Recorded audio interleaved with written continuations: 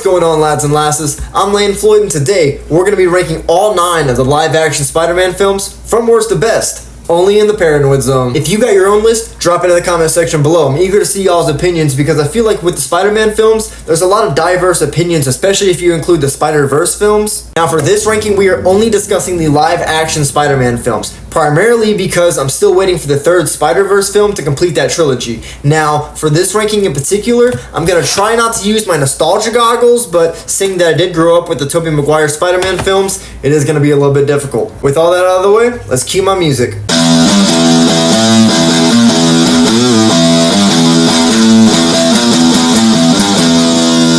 Now, I was going to put TASM 2 because I feel like it did have the least rewatchability for me, but I'm going to pivot here and say Far From Home is my least favorite Spider-Man film because it feels the least like a Spider-Man film. This is primarily the film that I associate Tom Holland's Spider-Man as a Tony Stark Jr.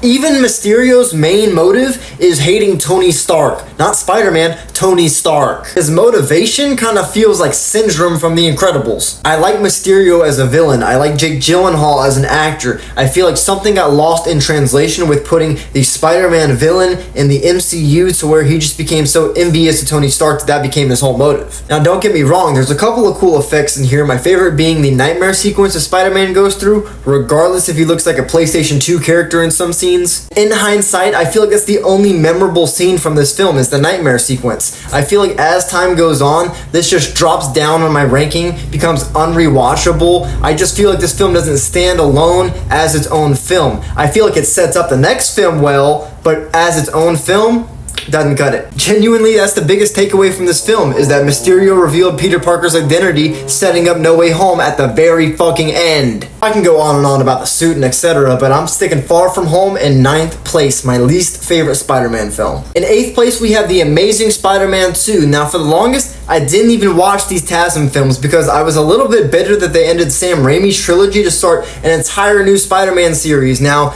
a lot of the criticism for Spider-Man 3 was that there was too many villains, there was too much going on plot-wise. I feel like the same thing applies to TASM 2. I don't know how this happened, but in the second film of this new series, you have the same problem that Sam Raimi had at the end of his trilogy. Now, I'm not one to complain about the amount of villains, but I feel like in TASM 2, there was one specific villain that was done horribly wrong. I'm talking about the Green Goblin. Why are we including the Green Goblin in the TASM films when we just covered him in the Sam Raimi films? I feel like this is the same problem that happens with the Batman films, how you have to have Joker in every single Batman series. I get what they were going for with making him look more goblin-y in terms of the appearance, but I just don't like the look as a whole. I do feel like he does deliver one of the most emotional scenes in the TASM films with dropping Gwen Stacy, but I feel like having him shoehorned in here does take away from Jamie Foxx's villain role as a whole for the film. Now, in terms of Jamie Foxx's Electro, I feel like this is a decent character, but I feel like the script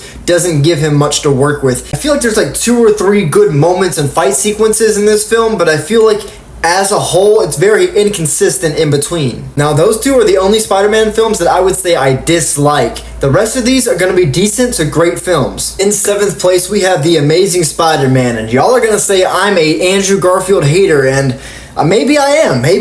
I understand that Peter Parker is not this geek, this unattractive person, but I feel like having Andrew Garfield in the role, skateboarding down the halls of his high school, feels not like Peter Parker at all. I think that's my main gripe with these TASM films, is I don't like Andrew Garfield as Peter Parker. Now, as Spider-Man, whole different story. When he's behind the mask, he's quippy, he's got the mannerisms, but as Peter Parker, he doesn't feel like the character. I like the time and effort that they took to show us that this suit was homemade, but this suit looks fucking horrible. And not only that, the design of Lizard looks like something out of the Animorph books. But I'm able to look past those design flaws because I feel like the story that we get in this film stands alone as its own story compared to TASM 2. Like, as a whole, this feels more consistent, more like a Spider-Man film. We have Kirk Connors who lost his limb and wants to regrow it and then wants to help others regrow their limbs by turning them into lizard people, so he kind of loses the plot like halfway through, but he's got the right idea, just the wrong way of going about it. I feel like the bones of a really good Spider-Man film were here, but I feel like the design and the execution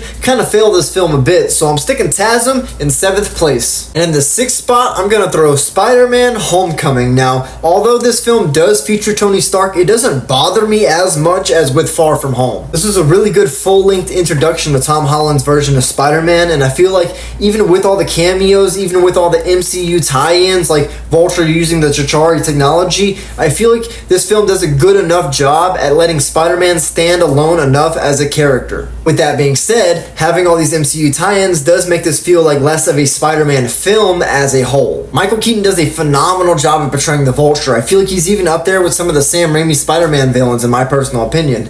I feel like Tom Holland's giving us a lot more of a younger version of Peter Parker than we're used to that I really like, and I feel like the only characters that I dislike is Ned and MJ. Zendaya. Never been a big fan of these characters, and I feel like that's why I prefer Tom Holland's later films compared to these first two. Not to say that's the only reason, but I feel like the rest of these films on the list are better movies to me. So we're sticking Spider-Man Homecoming in 6th place. In 5th place, we have Spider-Man 3. Now, it hurts me to put this in the middle of this ranking because I loved this film as a kid, but growing up, watching it multiple different times, it does have its flaws. I think the main issue with Spider-Man 3 is that there's so many different villains in this film that each one doesn't get their time in the spotlight. I really like Venom, I really like Sandman, I think New Goblin should not have been in the film at all. Now, to give you a little backstory, Sam Raimi wanted this to be a strictly Sandman film, but Sony Pictures was so egotistical in getting Venom in the film because they saw that the character was gaining so much popularity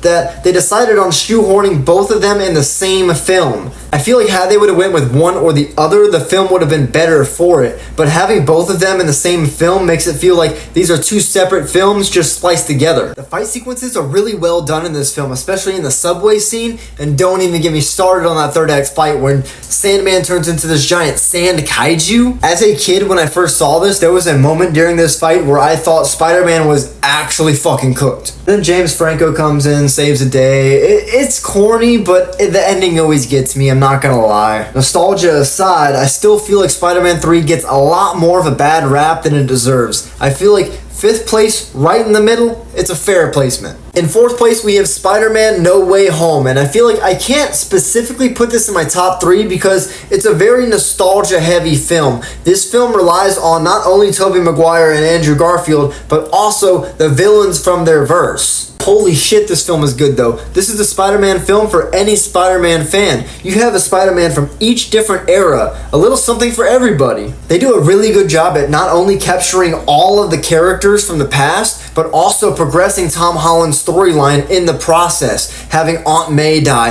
having him completely crash out on Green Goblin. Speaking of, the way that William Dafoe is able to step into a character that he played 19 years ago and still be the highlight of the entire film is outstanding. The same goes for Toby and Andrew. I feel like they stepped into the characters so naturally. I feel like I like Andrew's character a lot more in this film than his own solo films. There's a lot of characters, there's a lot going on, it's very nostalgia heavy, but a good film nonetheless. 4th place. Breaking into our top 3, we have Spider-Man Brand New Day. This did have the potential to be my favorite Spider-Man film of all time, but I feel like there was a little bit too much inclusion of Jean Grey in the film. That's coming from someone whose favorite corner of Marvel is the X-Men. Now, this is a prime example of a film that has a shit ton of characters in it, but doesn't steal the spotlight from the main character, from the main story and what they're going through. Well, besides Jean, of course. The world building in this film is unmatched. We have Bruce Banner actually teaching at a university. We have Frank Castle in the cut. We have all these small villains in the area, and I feel like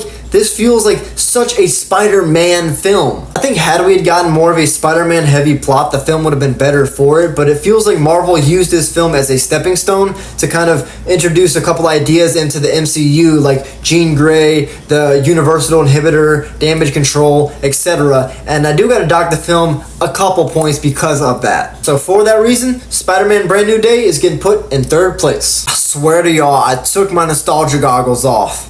I don't know how I ended up with these two, but I genuinely do think these are the best Spider-Man films of all time. Now, which one is getting put in the second place spot? That would be Spider-Man 1. I cannot tell you how many times I rewatched this film as a kid. This was the superhero film for me growing up. This film has such a coming-of-age aspect about it, and the pace is impeccable. We spend a good amount of time watching Peter Parker go through his origin story, but it never gets boring in the process. It's interesting as fuck, and you watch Norman Osborn also go through his origin, and they do such a good job at balancing both characters to where they both get screen time, and they both get proper development. Sam Raimi does such a good job at making this film his own, giving Peter Parker the organic webs, and the translation from the suits from comic book to live action is the perfect mixture. Now, personally, I would love to see these animatronics in action, but I'm still happy with what we got. That mask, that's iconic. And last but not least, at number 1, we have Spider-Man 2, the best Spider-Man film of all time, and I would say